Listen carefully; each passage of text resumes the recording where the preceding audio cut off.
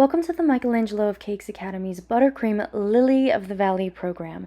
As soon as I learned this method for creating these delicately beautiful flowers, I knew I had to get the memo out as soon as possible. It's so fun and easy. Let's get into it. We will need a way to lay down some greenery. Here I'm using the Wilton Tip 104 to frost some leaves and a Wilton Circle Tip 2 and 3 to draw some lines for stems. But you can also use the Wilton Leaf Tip 352 to pipe some long leaves and just a piping bag with a small circle cut out to make the stem if you prefer.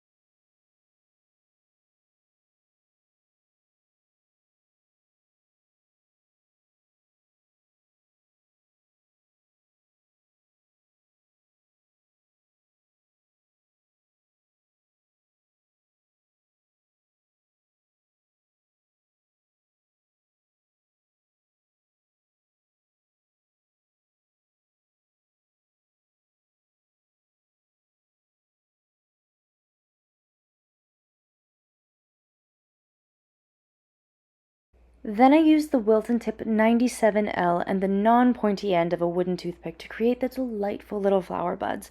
First, simply envelop the end in buttercream by twirling the toothpick in your left hand as you squeeze buttercream through the tip.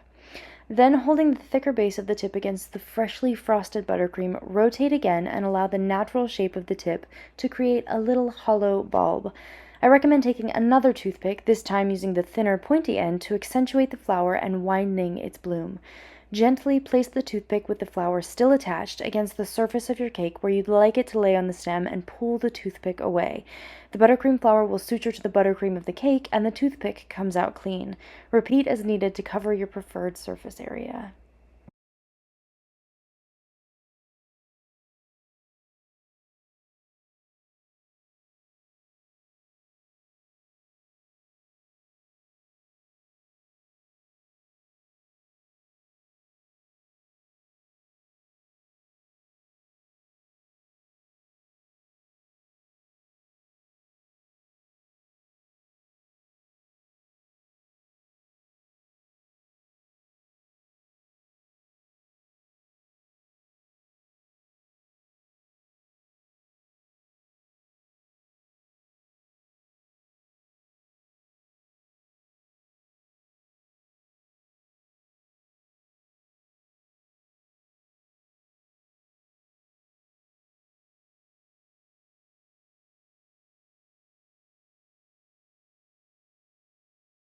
Welcome to the Michelangelo of Cakes Academy's Chocolate Tulip program. This is such a fun flower to create and an easy way to wow friends and family this spring. We need plastic spoons, a paintbrush, and chocolate candy melt. I recommend using white chocolate because you can more delicately color it instead of having to accommodate their harsh primary pre-colored candy melts. Once you have a bit melted, just add a dot of your preferred gel food coloring. Just a dot because 1, we are aiming for pastel colors, and 2, if you add too much gel, the chocolate will seize up irreparably. I colored only half the chocolate in the bowl, leaving the other half natural white because I like two-toned tulips. So to achieve this effect, I'll take my paintbrush and brush the darker shade of chocolate onto the bottom half of the spoon, starting from the base of the handle and swiping outwards to about the halfway point. Each tulip requires between 2 to 4 petals, so I paint all my dark halves first, clean off my brush with a bit of warm water, then paint the entire surface of the spoon, painting over the chocolate already there in case I left some thin spots up to the tip of the plastic spoon.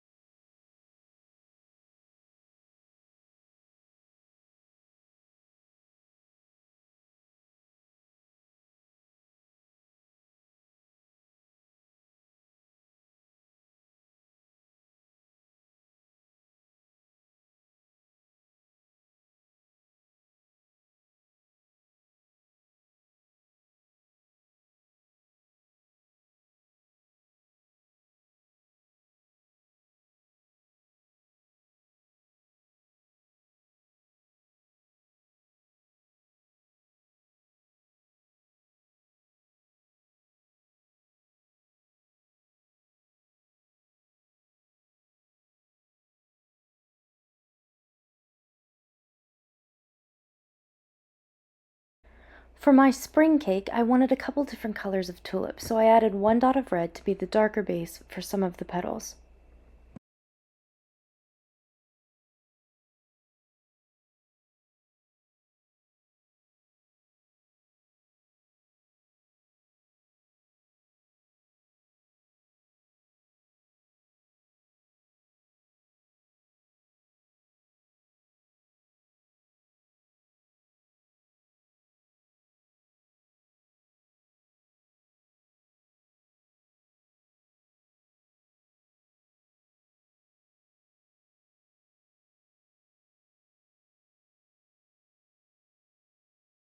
Once you have all your spoons painted, freeze until set, about 20 minutes or so, and the chocolate will just pop right off of the spoon.